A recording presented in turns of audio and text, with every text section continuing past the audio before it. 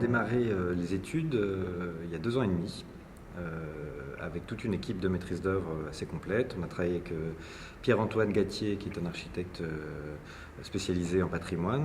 On a travaillé avec des ingénieurs, on a travaillé avec des façadiers, on a travaillé avec des acousticiens. Donc c'est un projet qui a ramené beaucoup de matière grise. C'est un bâtiment qui a été conçu à une autre époque, qui a été conçu à 6 mains. Bernard Zerfus a fait appel à Jean Prouvé. Jean Prouvé aimait beaucoup l'idée des process industriels pour accélérer les constructions. En temps de montage, à l'époque, ils ont réussi à faire l'usine en très très peu de temps. Dans cette équipe initiale de conception, il y avait aussi Pilet, qui est un plasticien en fait. Il a mis en couleur l'ensemble du bâtiment pour améliorer la vie et les usages des ouvriers à l'époque, ainsi que les process. Et donc on a fait un travail un petit peu d'archéologie, c'est-à-dire que comme c'était un site de production, il avait été forcément dans le temps un peu malmené, parce que quand on recevait une nouvelle machine, on faisait un trou dans un mur pour la faire passer. Et il y avait certains châssis de la façade qui n'existaient plus, qu'on a reconstitués. Il y avait des portes qui avaient complètement disparu, on a recherché dans les archives. Donc c'était un travail assez long, conséquent, et qui nous a pris beaucoup de temps. Mais je pense que le bâtiment en vaut vraiment la peine. Alors ici, on est dans l'ancien quai de déchargement en fait, du bâtiment, qu'on a transformé, nous, en un deuxième hall, puisqu'en fait il y a le premier hall qu'on appelle nous le hall A, qui est le hall très symbolique où toutes les couleurs avaient été faites par Pilet, et là on est dans le hall B, qui est donc le deuxième hall qui sera le hall de l'école des beaux-arts. Voilà.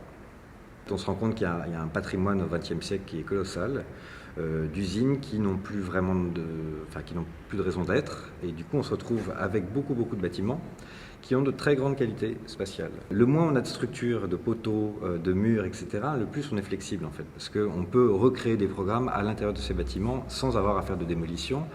Et il se trouve que le site de MAM était absolument propice pour ce genre de reconfiguration. Et je trouve ça amusant qu'une ancienne imprimerie qui était spécialisée en production de livres de beaux-arts, finalement, se retrouve transformée en école de beaux-arts.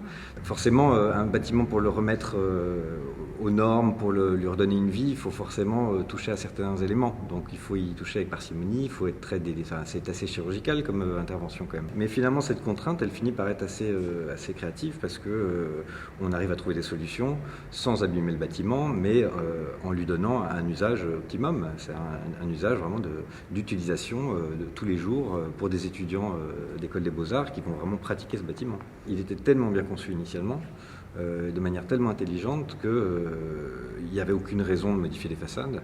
Les façades, même à l'époque, avaient été conçues par Zerfus pour être modulaires. Alors, quand on dit modulaire, c'est qu'en fait on a un squelette en béton, et à l'intérieur de ce squelette en béton, il y a des remplissages de maçonnerie. Et ces remplissages étaient faits pour être démolis très facilement, pour pouvoir les remplacer par des fenêtres ou pas. Donc il y avait déjà dans l'idée de Zerfus initialement l'envie de flexibilité de ce bâtiment et de le faire évoluer. C'est déjà très très moderne, effectivement. Finalement, le résultat final de ces ouvrages qui sont préfabriqués a une qualité beaucoup plus forte, même en termes de détail et de finition, parce que les gens travaillent en atelier. Et donc dans les ateliers, ils ont toutes les bonnes conditions pour travailler. Donc il y a un niveau de qualité et de finition dans tous les ouvrages de Jean Prouvé dans ce bâtiment qui sont extraordinaires. Le bâtiment autrefois était entouré finalement d'une enceinte, un mur, et l'idée a été vraiment d'ouvrir et de faire tomber tous ces murs de manière assez symbolique pour rendre cet espace un espace absolument public qui sera constitué donc d'un grand parvis, qui est une grande pente inclinée de 2500 m². Il va y avoir une confrontation, une mixité de toutes les populations, que ce soit des étudiants, que ce soit des gens qui vont travailler dans le site, et ce sera vraiment le point commun et le lieu commun de toutes ces personnes-là. Le mot, à mon avis, le plus intéressant pour ce projet, c'est la culture. Voilà. Parce qu'on part d'un patrimoine culturel, et la destination, c'est aussi un usage culturel.